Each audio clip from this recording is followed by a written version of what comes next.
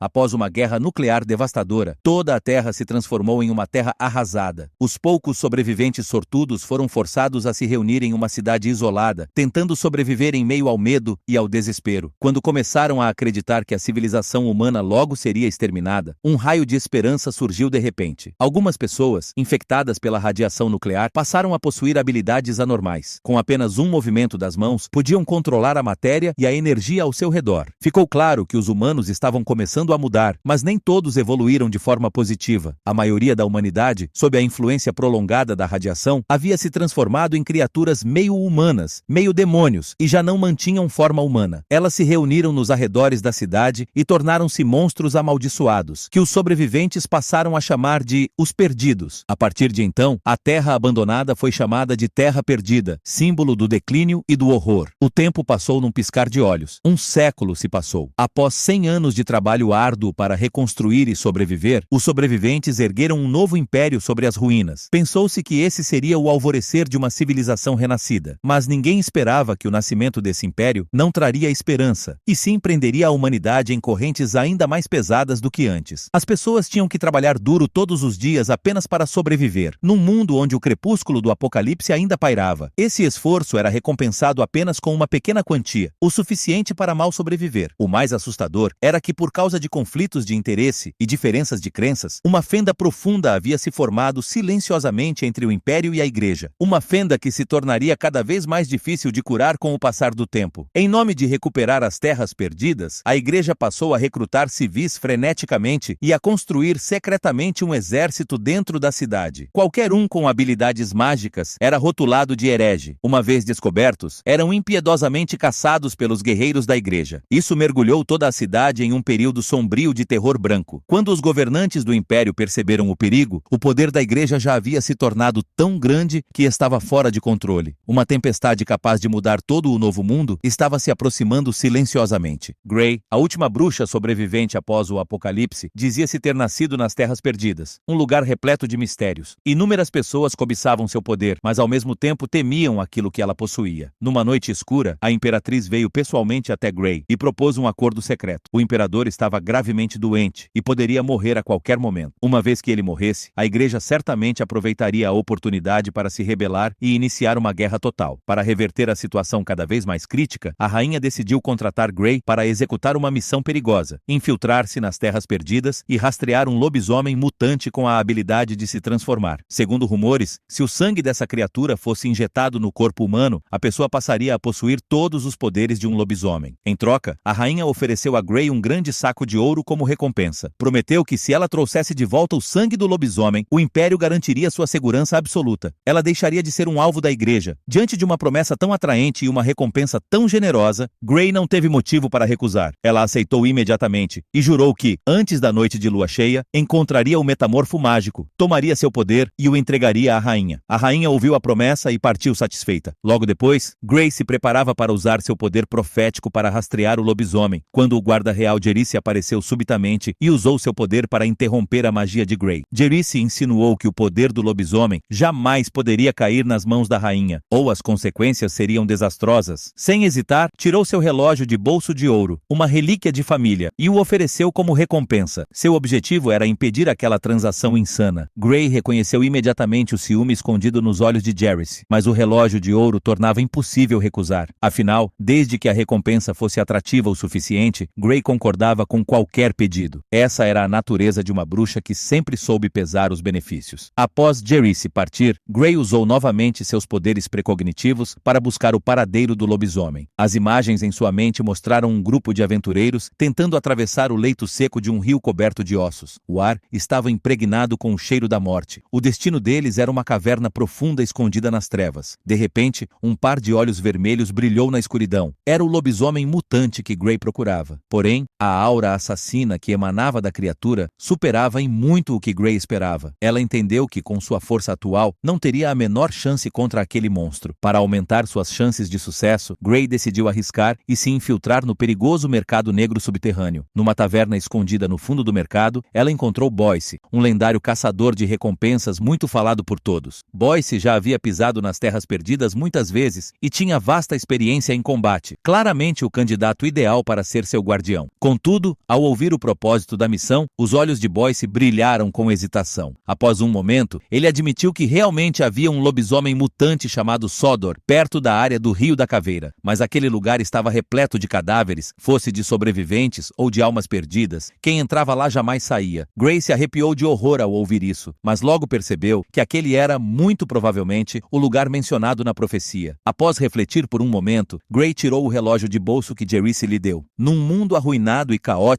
como aquele, um objeto que pudesse registrar o tempo era extremamente valioso. Boyce viu o item e aceitou imediatamente acompanhar Gray. Porém, assim que ele terminou de falar, um grupo de estranhos de aparência ameaçadora invadiu a taverna. Afinal, a igreja havia rastreado Gray e enviado agentes para eliminá-la por ser considerada herege, mas subestimaram as habilidades de Gray e Boyce. Em apenas um segundo, ambos desapareceram completamente, não deixando vestígios, exceto uma moeda girando sobre a mesa como prova de que tudo aquilo era real. Percebendo que o alvo havia escapado, a executora encarregada da missão ficou furiosa e decepcionada. O que mais a aterrorizava era a ira do sumo sacerdote ao descobrir o fracasso. Mas naquele momento, uma notícia chocante vinda de um informante dentro do palácio chegou até ela. Na noite anterior, a rainha havia se encontrado secretamente com Gray e lhe atribuído a missão de encontrar um tesouro nas terras perdidas. Sem hesitar, o sumo sacerdote tocou o sino para convocar os fiéis e mobilizar todas as forças disponíveis. Nomeou pessoalmente a executora como comandante da campanha, ordenando que ela marchasse imediatamente para as terras perdidas para caçar Gray a qualquer custo. Ao mesmo tempo, após escapar da perseguição da igreja, Gray e Boyce chegaram a uma cidade fronteiriça remota chamada Fangsha-Jen. Esse lugar não era muito conhecido, mas uma velha amiga de Gray, chamada Rose, vivia ali. Rose ajudou os dois a encontrar um refúgio seguro para descansar e se recuperar. Boyce se ocupou coletando todos os tipos de suprimentos para preparar cuidadosamente a jornada rumo à área do Rio da Caveira. Com o apoio total de Rose, o tempo passou com urgência. Visivelmente, nesse momento, Gray era atormentada por uma profecia em sua mente. Se seguissem a rota tradicional, havia grandes chances de sofrerem um acidente ou serem barrados por um perdido fora de controle. Se isso acontecesse, não chegariam ao local necessário antes da lua cheia. Uma vez que a lua cheia surgisse, o poder do lobisomem aumentaria exponencialmente, e nem mesmo Gray e Boyce juntos seriam capazes de enfrentá-lo. Mas se perdessem essa chance, teriam de esperar mais um ano inteiro, e ninguém podia prever o que aconteceria com o mundo até lá. Enquanto Gray se preocupava, Boyce propôs um plano ousado. Ele se lembrou de uma trilha pouco conhecida que seguia ao longo da ferrovia abandonada da era anterior ao colapso da civilização. Se seguissem essa rota, poderiam encurtar a viagem em 3 dias. No entanto, ela também representava inúmeros perigos, com grandes chances de serem emboscados pelos perdidos. Mesmo assim, Gray não hesitou e concordou com o plano de Boyce. Na manhã seguinte, carregando suas bagagens pesadas, os dois entraram juntos nas terras perdidas, uma terra desolada, coberta por um silêncio mortal e em constante estado de decadência. Ao longo do caminho, estavam cercados por cenas de destruição e desolação. Os arranha-céus outrora movimentados agora eram apenas ruínas colapsadas. O chão estava cheio de rachaduras gigantescas, como bocas de monstros sedentos por sangue, parecendo levar diretamente a um abismo sem fim. Pela história de Boyce, Gray sabia que aquele lugar já foi uma das cidades mais gloriosas da humanidade.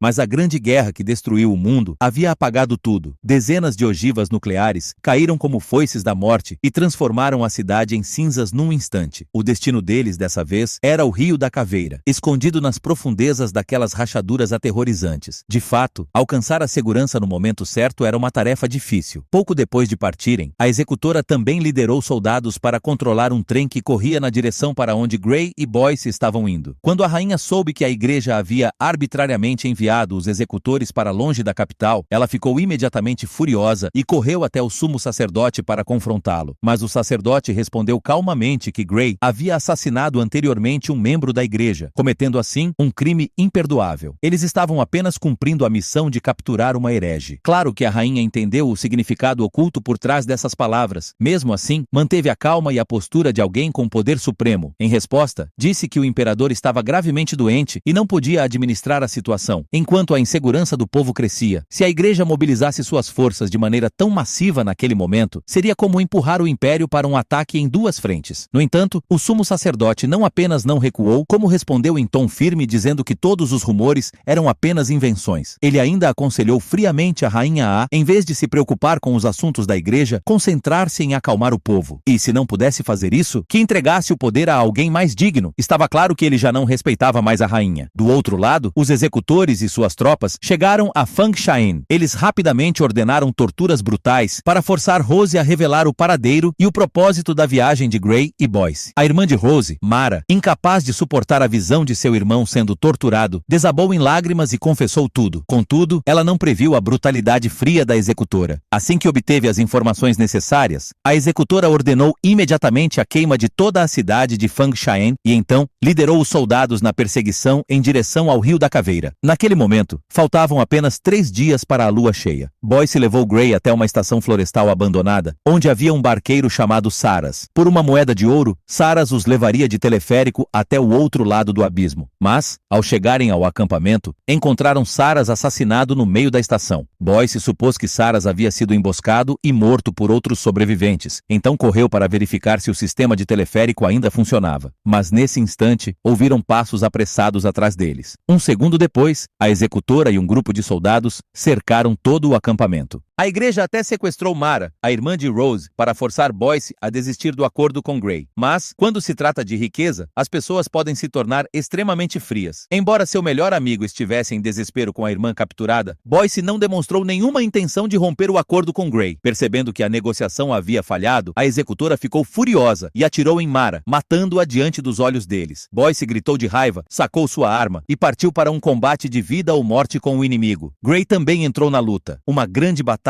irrompeu ali mesmo. Embora Gray e Boyce fossem ótimos lutadores, estavam em desvantagem numérica. Foram forçados a lutar recuando. Num momento desesperador, pularam no teleférico, tentando escapar para o outro lado do desfiladeiro. No entanto, um grupo de fiéis fanáticos pulou junto, determinados a impedi-los. Ao perceber o risco de fuga, a executora ordenou imediatamente o corte do cabo, determinada a enterrá-los vivos no abismo. O teleférico perdeu tração e despencou, mas naquele momento, o sistema antifalha que Saras havia instalado foi ativado. Ele manteve o cabo suspenso por uma segunda corda conectada na outra extremidade. Diante da situação perigosa, Gray saiu da cabine e começou a escalar pela encosta, procurando uma saída. Boyce reagiu rápido e a seguiu, mas a executora, do outro lado, não iria deixá-los escapar. Ela pegou um rifle de precisão e disparou, atingindo Boyce, que quase caiu do penhasco. Quando estava prestes a atirar em Gray, seus olhos cruzaram com os de Gray. Naquele instante, a consciência da executora entrou em colapso, seu corpo paralisou e ela não conseguiu se mover. Quando despertou, havia apenas o vazio no penhasco. Gray e Boyce haviam desaparecido completamente. A raiva tomou conta dela, e ela ordenou imediatamente que os soldados achassem uma forma de atravessar o desfiladeiro para continuar a perseguição. Pouco tempo depois, Gray e Boyce pararam para descansar numa área em ruínas. Boyce tentou suportar a dor para tratar o ferimento de bala no braço, mas a dor física era nada comparada ao frio no coração. Ele olhou silenciosamente para um moinho solitário, girando no meio do nada. Sentia-se como um andarilho sem lar naquele mundo destruído. E talvez aquele lugar arruinado fosse seu túmulo final. Gray, ao seu lado, também olhava em silêncio para o horizonte. Seus olhos refletiam solidão e impotência. Após um breve descanso, Gray e Boyce continuaram a busca pelo lobisomem. Mas, ao passarem por uma área cheia de paredes desmoronadas, o som de um motor de trem rugiu atrás deles, cada vez mais perto, como tambores da morte. Eles se viraram rapidamente e viram um trem de ferro com o símbolo da igreja avançando em sua direção. Diante do perigo, correram para se esconder nas ruínas de uma usina nuclear. Prenderam a respiração e esperaram o trem passar. Felizmente, a igreja não os detectou, mas aquele esconderijo lhes custou tempo precioso. Faltavam menos de 2 dias para a lua cheia. Na cadeia montanhosa que estavam atravessando, havia andarilhos sedentos por sangue por toda parte. Por segurança, decidiram não viajar à noite e buscaram um local seguro para dormir. Mas, do fundo das ruínas, um rugido aterrorizante ecoou, causando calafrios em Gray e Boyce. O rosto de Boyce empalideceu ao perceber que, provavelmente, estavam cercados pelos andarilhos. No momento do desespero, Gray teve uma ideia ousada. Derrubou rapidamente um barril de gasolina que seria usado para o fogo. Logo, as ruínas foram iluminadas por chamas intensas. Instintivamente, Gray e Boyce sacaram suas armas para se defender. Das sombras, um rosto deformado e aterrorizante surgiu de repente. Um andarilho enorme investiu como uma besta selvagem. Boyce lançou um isqueiro no barril de gasolina. Num instante, o fogo se espalhou, formando um anel de chamas ao redor deles. Os andarilhos recuaram temporariamente diante da parede de fogo. Mas antes que pudessem respirar aliviados, outra onda de andarilhos apareceu, empurrando uma placa de aço para abrir uma brecha nas chamas. Inesperadamente, os monstros agiam de forma organizada e estratégica. Eles romperam o fogo e invadiram o interior. Gray contra-atacou, derrubando um dos monstros, mas era como jogar sal no mar. No topo de uma torre desabada, dezenas de andarilhos observavam. Então, o líder deles saltou para dentro do círculo de fogo e derrubou Gray no chão. Mas algo inacreditável aconteceu. O monstro pareceu reconhecer Gray. Com frieza, ele a advertiu: "Você não deveria estar aqui." Antes que ele pudesse terminar, uma luz estranha brilhou nos olhos de Gray. Num instante, ela lançou um feitiço que prendeu o líder com seu poder. Em seguida, estendeu a mão esquerda e as chamas ao redor, como controladas por uma força invisível, avançaram sobre o líder. Num momento, todos os andarilhos foram reduzidos a cinzas.